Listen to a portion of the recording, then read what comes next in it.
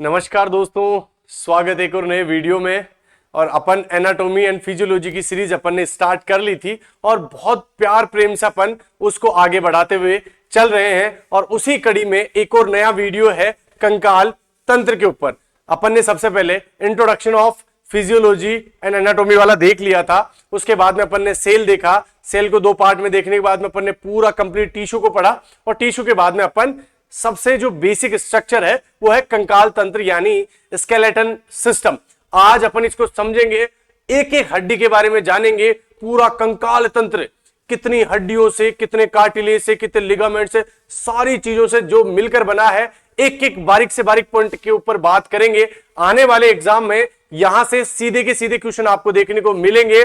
और एक और चीज आपको मैं इस टॉपिक से बताना चाहूंगा, आपको सिर से लेकर एड़ी तक की प्रत्येक हड्डी का नाम आज याद हो जाएगा, ये मेरी आपसे गारंटी है। आगे चलते हैं, अब सीधे क्लास स्टार्ट करते हैं क्योंकि क्लास है लंबी। और आज शुरुआत कर लेते हैं भाई आपके स्केलेटल सिस्टम की।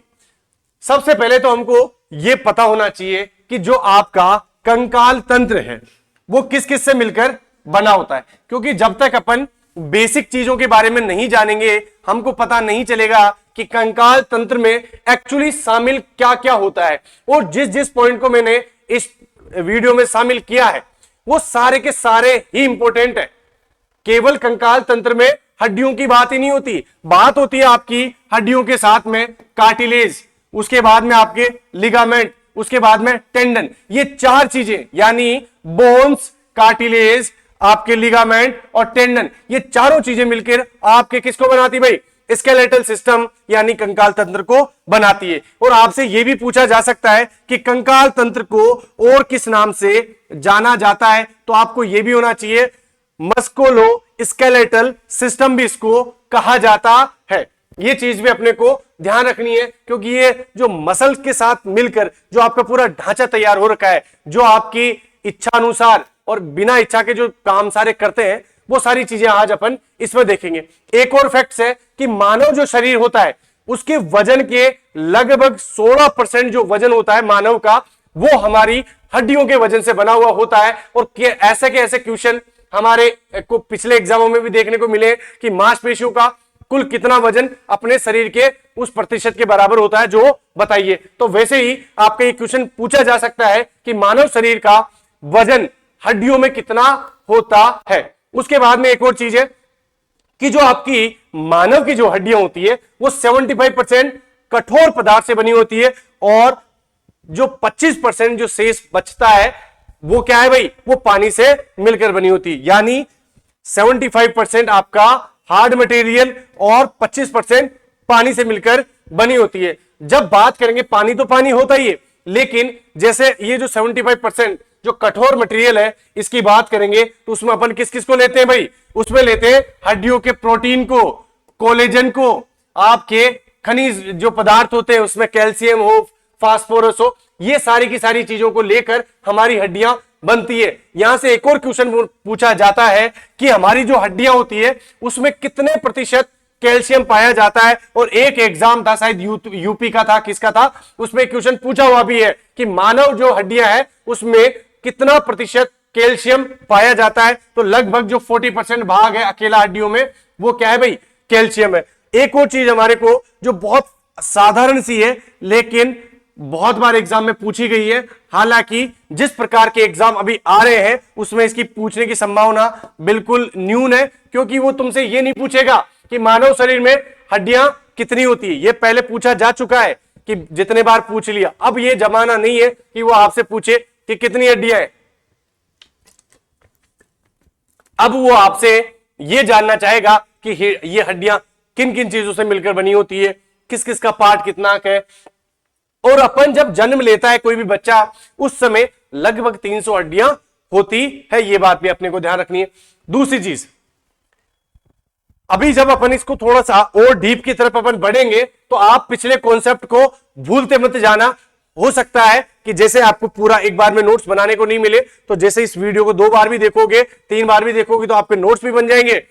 एक आपकी शिकायत भी रहती है कि सर स्क्रीनशॉट लेने का समय, स्क्रीनशॉट लेना क्यों है? आप जैसे जैसे मैं पढ़ाते जा रहा हूं वैसे वैसे आप अपने नोट्स बनाते जाओ। उसके बाद में क्या है भाई, जो आपकी हड्डियां है उसमें क्या हो जाती है, मेरो पाई जाती है। क्या मेरो पाई जाती है? Bone marrow. और वो जो बोन मेरो क्या होती है, एक प्रकार की नरम और स्पंजी उत्तक होती है। और आपकी जो हड्डी है वो किस प्रकार का उत्तक होती है भाई, हड्डी आपका संयोजी उत्तक होती है। ये बात भी आपको ध्यान रखनी है, संयोजी उत्तक या कनेक्टिव टिश्यू। आपकी जो हड्डियां हैं वो क्या होती है भाई, आपकी हड्डियां संयोजी उत्तक या फिर आप ये भी कह सकते हो कनेक्टिव टिश्यू से मिलकर बनी हुई होती है। आगे जैसे अपन चलेंगे तो आपको एक बेसिक चीज और पता होनी चाहिए कि आपकी हड्डियां करती क्या काम है। हमको यह पता ही नहीं होता कि सेल हमारे शरीर में क्या काम कर रही है, हड्डियां हमारे शरीर में क्या काम कर रही है। पूरा का पूरा चैप्टर ही पढ़ दिया। अरे भाई उसकी बेसिक जानकारी हमारे पास होनी चाहिए कि फंक्शंस ऑफ स्केलेटल सिस्टम या फिर कंकाल तंत्र के कार्य क्या क्या है। मैं साधारण से भाषा में आपको बताऊंगा, ज्यादा इसको घुमा फिरा की बात नहीं करूंगा। पहला है शेप देना, यानी आपका कंकाल तंत्र आपके पूरे मानव शरीर को शेप यानी आकार देता है। उसके बाद में सपोर्ट और प्रोटेक्ट, यानी आपका क्या करता है भाई, सपोर्ट करता है, सहारा देता है, और प्रोटेक्ट यानी सुरक्षा करता है। तो अंगों को सहारा एवं सुरक्षा प्रदान करने का कार्य भी किसका है भाई, आपके कंकाल तंत्र का है। फिर तीसरी चीज है मूवमेंट। मूवमेंट यानी जो भी गति होती है उसकी अनुमति कौन देता है भाई, आपकी हड्डियों के सहारे से ही वो गति होती है। अकेले मांसपेशियां इतनी लचीली होती है, बिना हड्डियों के सहारे वो कोई भी गति करने में असमर्थ होती है। उसके बाद में क्या है, blood cell formation, one of the most important work of our skeletal system. ये हमारे मानव कंकाल तंत्र का बहुत महत्वपूर्ण कार्य है। और वो क्या है कि ब्लड सेल का फॉर्मेशन, यानी ये आपकी रक्त कोशिकाओं का निर्माण करता है। क्योंकि आपकी जो रक्त कोशिकाएं हैं कौन सी, आपकी आरबीसी, डब्ल्यूबीसी, प्लेटलेट्स, ये कहां बनती है, आपके बोन मेरो में बनती है। और बोन मेरो कहां पाया जाता है, आपकी बोन में पाया जाता है। उसके बाद में मिनरल्स स्टोरेज, जो आपके खनिज पदार्थ होते हैं उनका स्टोरेज का काम भी कौन करती है, हड्डियां करती है। आपके जितने भी जो भी ज्यादातर खनिज पदार्थ है आपके हड्डियों में ही पाए जाएंगे। तो ये जो 5 कार्य हैं ये भूल मत जाना भाई। उसके बाद में हमारे इस पार्ट का आपको मैंने जब बताया था कि 4 चीजों से मिलकर आपका स्केलेटल सिस्टम बना हुआ है, बोन, कार्टिलेज, लिगामेंट और टेंडन। तो मैं बोन सबसे लास्ट में पढ़ाऊंगा। मैं बात करूंगा सबसे पहले लिगामेंट की, ज्यादा समय नहीं लूंगा। लिगामेंट कार्टिलेज की बात करूंगा। कार्टिलेज क्या होते हैं भाई, उपास्थि। और उपास्थि होती क्या है, जो अस्थि की जगह अस्थि नहीं हो और वहां क्या है, उपास्थि हो, यानी कैप्टन नहीं हो के वाइस कैप्टन, यानी हड्डी जैसी संरचना। हड्डी जैसी संरचना, जहां हड्डी नहीं पाई जाती वहां पे कार्टिलेज पाए जाते। थोड़ी सी हड्डी से थोड़ी सी कोमल होती है और जहां हड्डियां नहीं पाई जाती वहां पे कार्टिलेज पाए जाते हैं। तो ये क्या है भाई, कार्टिलेज या उपास्थि एक लचीला या जो लचीली क्या है, संयोजी ऊतक है, जो जोड़ों और हड्डियों को क्या करती है, सहारा प्रदान करने का कार्य करती है। और साफ सीधी बात है, कितने प्रकार की होती है भाई ये कार्टिलेज, ये भी आपको पता होना चाहिए। ये सिंपल से 3 प्रकार के हमारे कार्टिलेज होते हैं। कितने प्रकार के भाई, 3 प्रकार। और वो तीनों प्रकार भी आपको याद होने चाहिए। सबसे पहला है हेलाइन कार्टिलेज। हेलाइन कार्टिलेज क्या होता है, सबसे आम प्रकार का कार्टिलेज है जिसमें कोलेजन उच्च मात्रा में पाया जाता है। इसी कारण से ये चिकना होता है और कांच के जैसा दिखाई देता है। और ये कहां कहां पाया जाता है, यही एग्जाम में सबसे ज्यादा पूछा जाता है कि कौन कौन सी जगह। तो ये क्या है, जोड़ों में हड्डियों के सिरों पे पाया जाता है। उस सिरों को क्या कहते हैं, आर्टिकुलर कार्टिलेज। उसके बाद में पसलियों के सिरों पे पाया जाता है। आपके स्वर यंत्र, श्वास नली, ब्रोंकाई आदि में ये मौजूद होता है। आपकी एपिफिशियल जो ग्रोथ प्लेट्स है वहां पे भी इसकी संख्या होती है।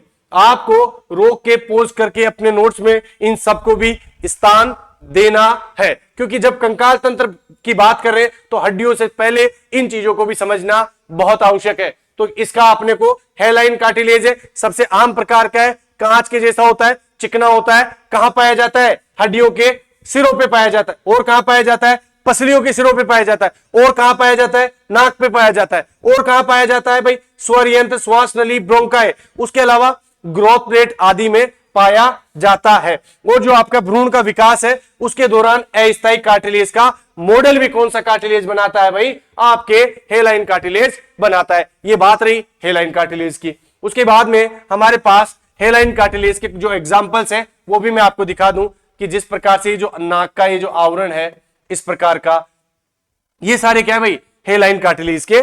उसके बाद में चलेंगे कि ये कार्टिलेज इस प्रकार का होता है। देखो ये कार्टिलेज कहां का, और ये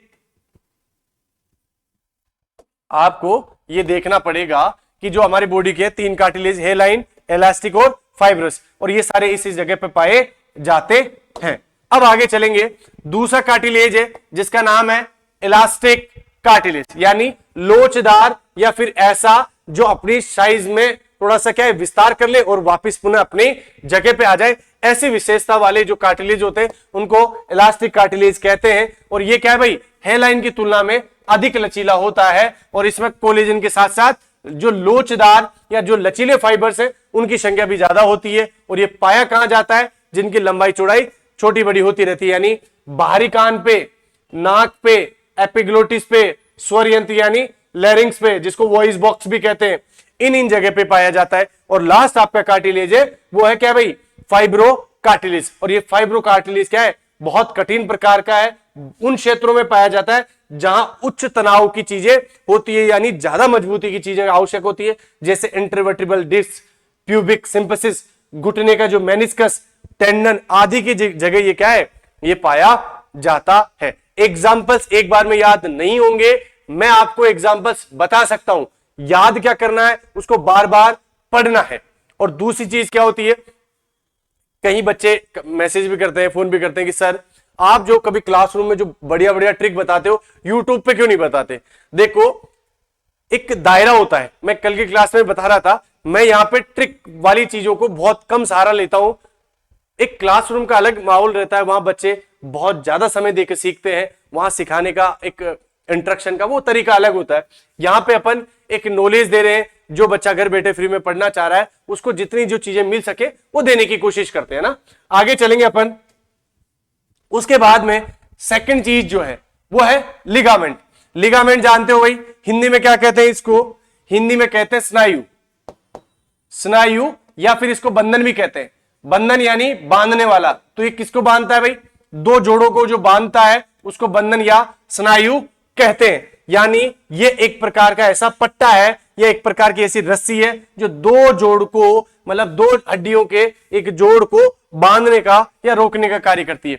बाद में इसकी विशेषता भी देखना कि ये कठोर होता है, रेशेदार आपका संयोजी ऊतक होते हैं जो जोड़ों पर हड्डियों को अन्य हड्डियों के साथ जोड़ते हैं, समर्थन यानी सपोर्ट करते हैं, स्टेबिलिटी प्रदान करते हैं। और ये क्या है भाई? आपके उन स्थानों पर और कार्य के आधार पर इनको अपन ने कितने भागों में बांटा हुआ है भाई? आपके 2 भागों में। एक तो क्या है भाई?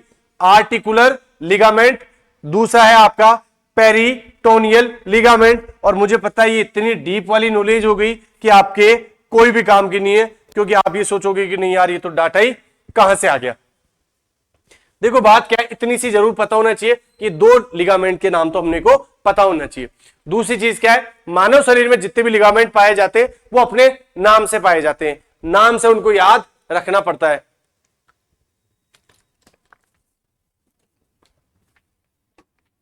जैसे आपके कंधे में 5 लिगामेंट पाए जाते हैं, आपके घुटने में 4-5 लिगामेंट पाए जाते हैं, आपकी कोहनी में, कलाई में, हर जगह लिगामेंट पाए जाते हैं। अपन एक क्लास में सारे लिगामेंट और देख लेंगे अपने नाम के साथ।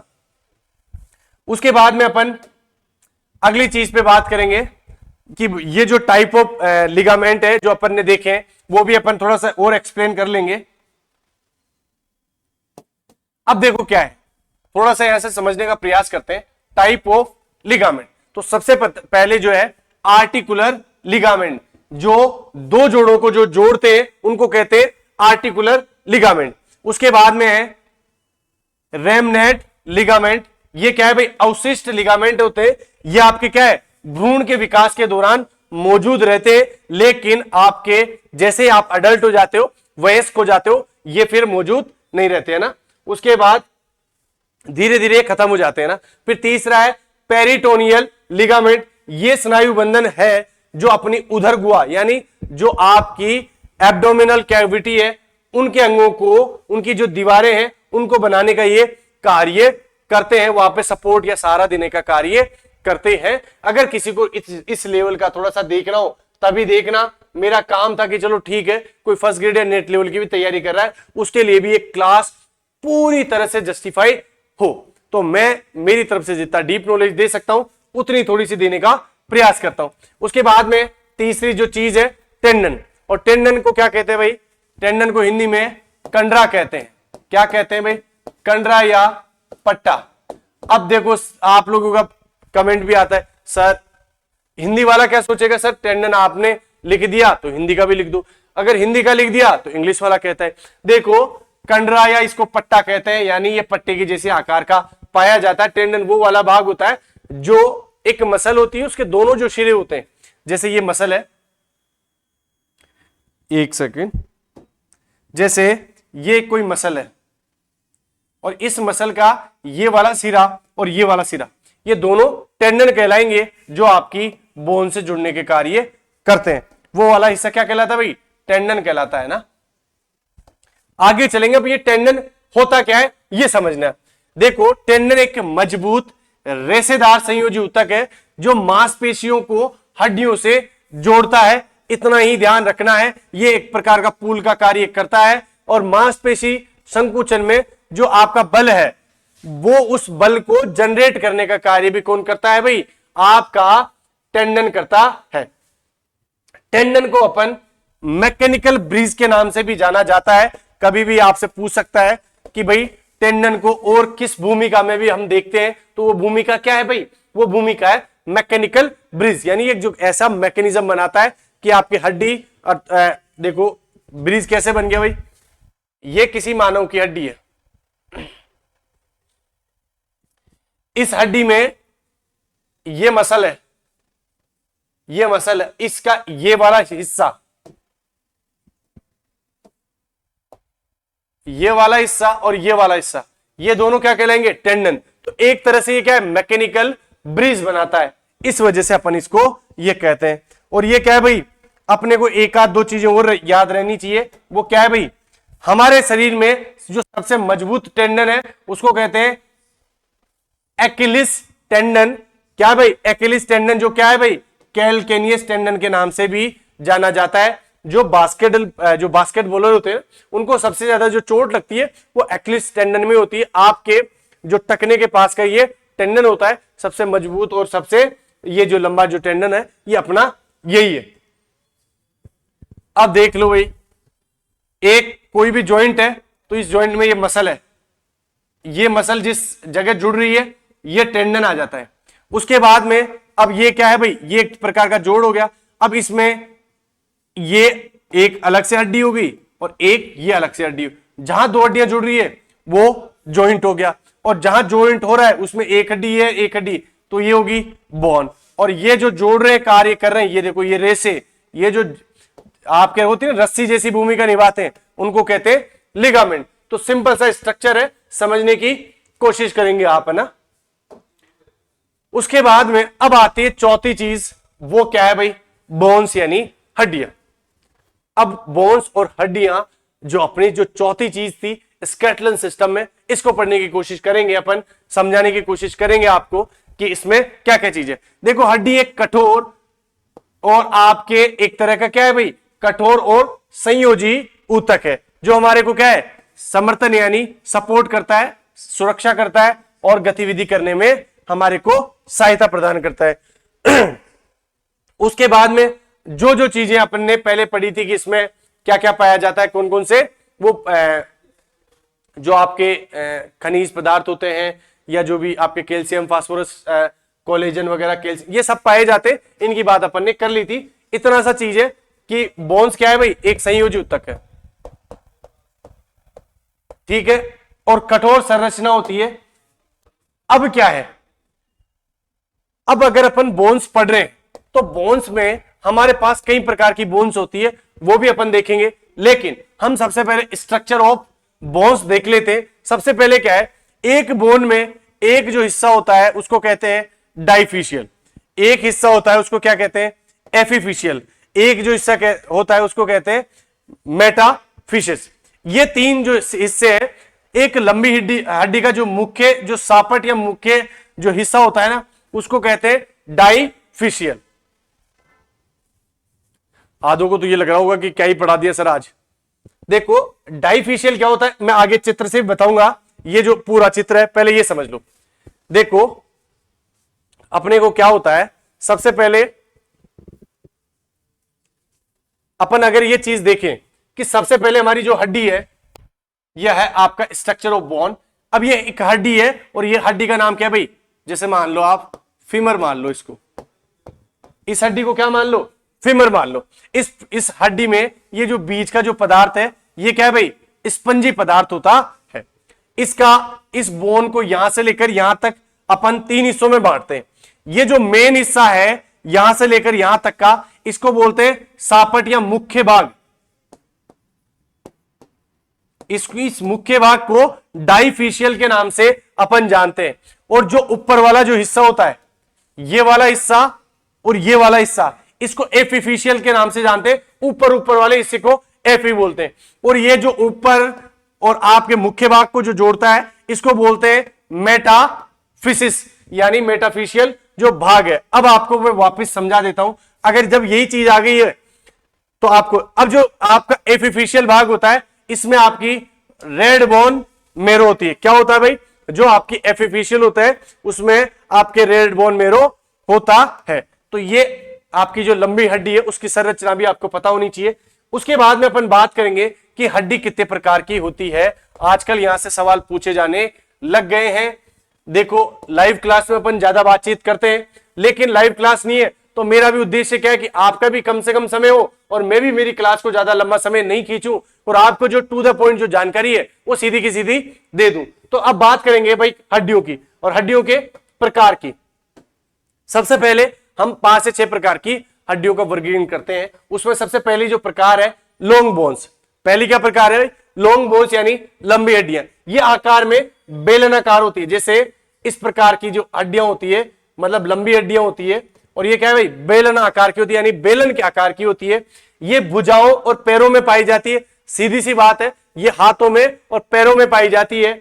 उसके बाद में ये लीवर की तरह कार्य करती है। मैंने लीवर की क्लास ली है। Long bones act as a lever, यानी लंबी हड्डियां किसकी तरह कार्य करती है, एक लीवर की तरह, एक छड़ की तरह कार्य करती है।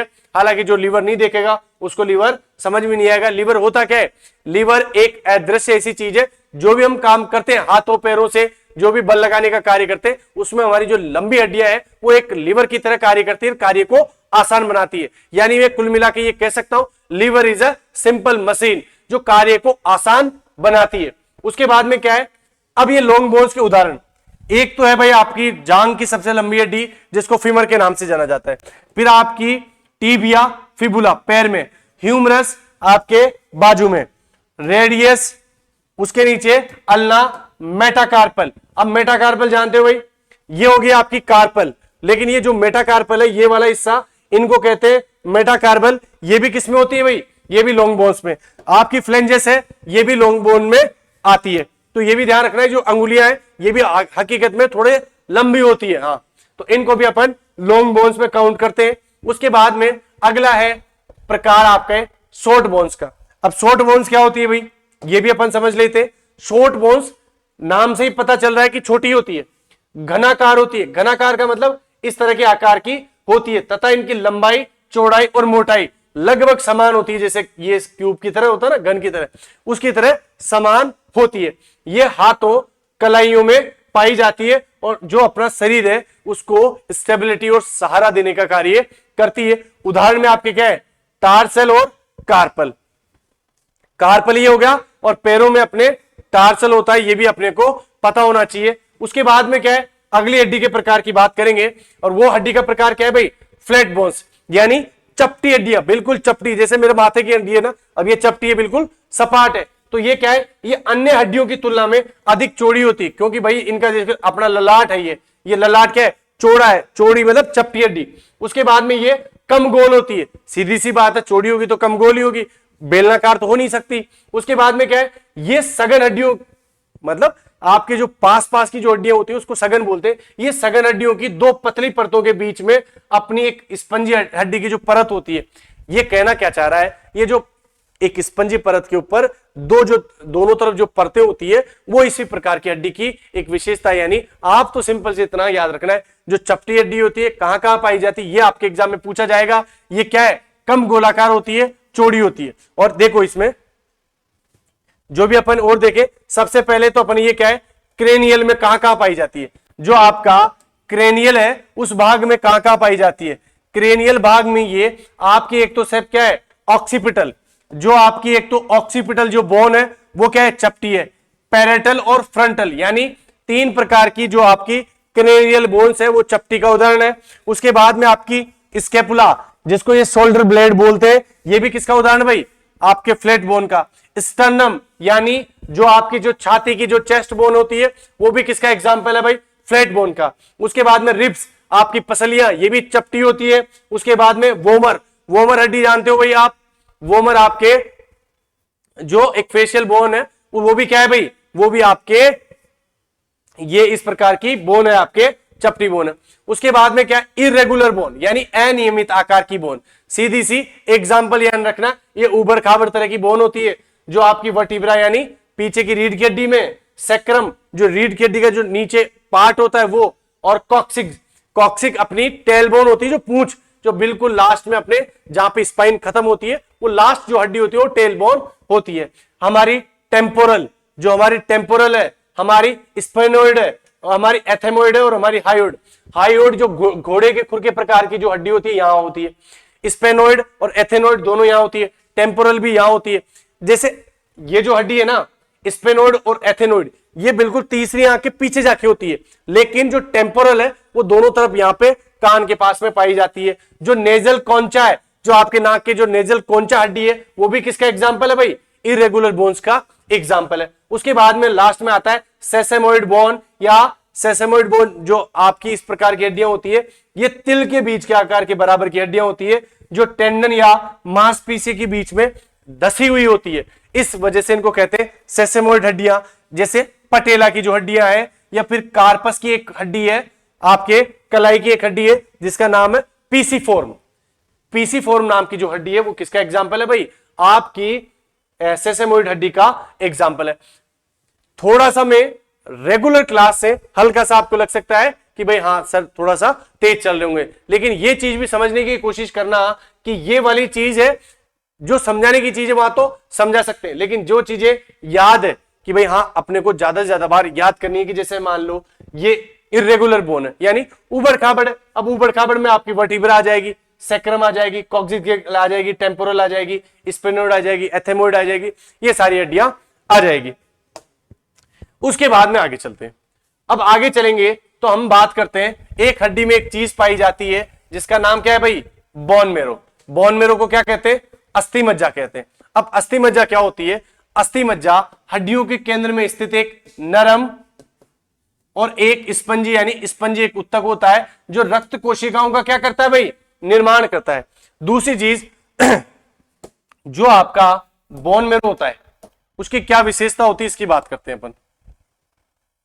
इस बोन मेरो की कुछ स्पेशल विशेषता होती है। एक तो क्या है, ये आपकी जो रक्त की जो सेल्स होती है, ब्लड सेल का क्या करता है, फॉर्मेशन करता है, यानी रक्त कोशिकाओं का उत्पादन करता है, जिसमें आप आरबीसी, डब्ल्यूबीसी और आपके प्लेटलेट्स,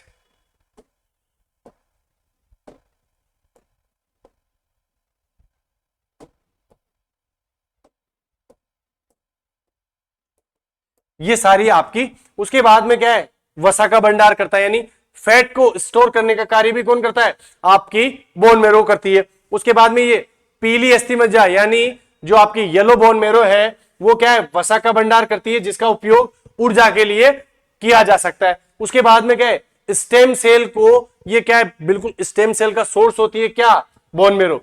यानी दोनों प्रकार की अस्थि मज्जा, यानी आपकी रेड बोन मेरो और येलो बोन मेरो, दोनों ही प्रकार की जो क्या है, स्टेम सेल कोशिकाओं को क्या करती है, उत्पन्न करने का भी कार्य करती है। अब आप देखोगे एक हड्डी में देखो ये एक बच्चे की, नवजात बच्चे की हड्डी है, ये नवजात शिशु की हड्डी है। ये जो नवजात शिशु की हड्डी है, ये भाई पूरी की पूरी क्या कर रही है, आपके रेड बोन मेरो बना रही है। मतलब स्टार्टिंग में रेड बोन मेरो बनता है। फिर जो 1 से 10 साल का जो बच्चा होता है, उसकी जो बीच की हड्डी तो येलो बोन मेरो बना रही है, और ऊपर नीचे की जो एपिफिशियस जो पार्ट है वो रेड बोन मेरो बना रही है। उसके बाद में जो एडोलसेंट में आ जाता है, यानी 10 से 20 साल की किशोर अवस्था में आ जाता है, तो उसकी हड्डी ज्यादातर क्या बनाती है, येलो बोन मेरो बनाती है। और जो 20 साल से प्लस क्या होता है, उसकी हड्डी थोड़ा सा रेड बोन मेरो बनाती है और ज्यादा आपके येलो बोन मेरो बनाती है। ये छोटी सी चीज की जानकारी भी आपको याद होनी चाहिए। किसी को स्क्रीनशॉट लेना है तो वो भी ले सकता है।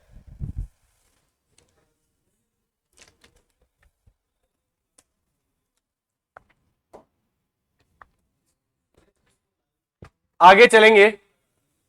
अब बात करते हैं अस्थि मज्जा के प्रकारों की, बात करते हैं बोन मेरो के टाइप्स की।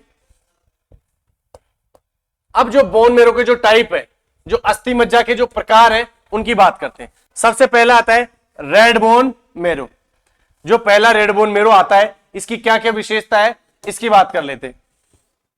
इस रेड बोन मेरो में आरबीसी, डब्ल्यूबीसी और प्लेटलेट्स के उत्पादन के लिए यही जिम्मेदार होता है।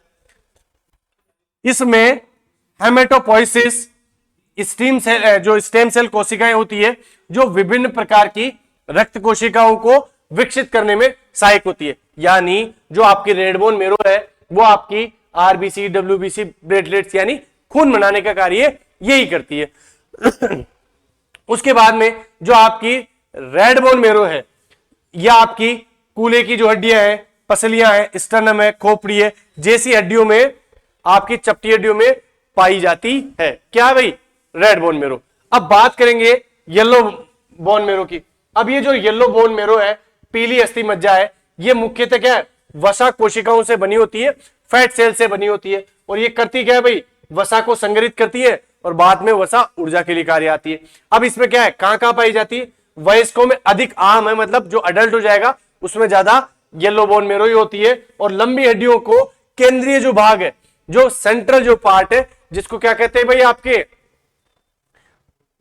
एक सेकंड, जो मेन जो पार्ट है, जो सापट वाला जो पार्ट है, वहां पे क्या होती है, आपके येलो बोन मेरो होती है। तो ये येलो बोन मेरो की जो भी बातचीत है, ये भी अपने को पता होना चाहिए। अब देखो, मुझे ऐसा लगता है कि एक तो बात है अपन ने सारे स्केलेटल सिस्टम की, कि जिसमें आपको पूरा ये समझ लिया कि स्केलेटल भाग क्या होता है, किस तरह से होता है। और एक अपन ऐसा भी कर सकते हैं कि इसकी जितनी भी हड्डियां हैं, उसका अपन पार्ट 2 भी बना सकते हैं, क्योंकि लंबे एक वीडियो में आप लोगों को भी ये समस्या आ सकती है सीखने में। क्योंकि अब हड्डियां जो 206 हड्डियां हैं, उनकी बात अपन करेंगे। अब तक अपन ने क्या क्या समझा है, मैं वो आपको बता देता हूं।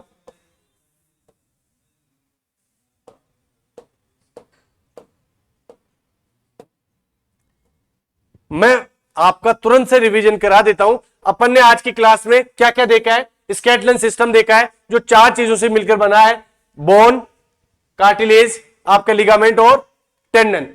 इसको क्या कहते हैं, मस्कुलो स्केलेटल सिस्टम भी कहते हैं। वजन का कितना परसेंट होता है भाई, 16%। इसकी जो संरचना है, वो कठोर संरचना 75% और पानी 25% मिलकर बना होता है।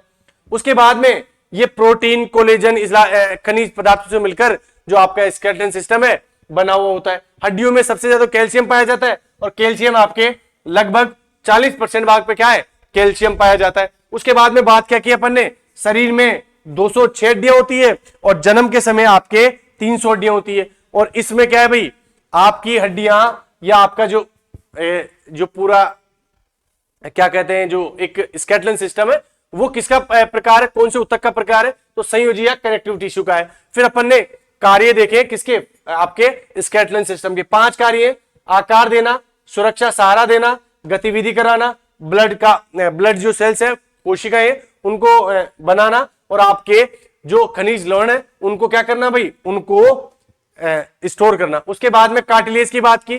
कार्टिलेज क्या होते हैं भाई, कार्टिलेज एक लचीला पदार्थ होता है, मतलब एक संरचना होती है जो आपकी हड्डियों के स्थान पे प्रयुक्त होती है। दूसरी चीज क्या है, अपन ने 3 प्रकार के कार्टिलेज देखे, हेलाइन, इलास्टिक और फाइब्रस। तीनों की अपन ने विशेषता देखी। उसके बाद में लिगामेंट देखा। लिगामेंट क्या होता है, लिगामेंट आपके दो जोड़ों को बांधने का कार्य करता है, एक तरह से रस्सी का कार्य करता है, इसी वजह से इसको स्नायु या बंधन कहते हैं। अपन ने 3 प्रकार के देखे।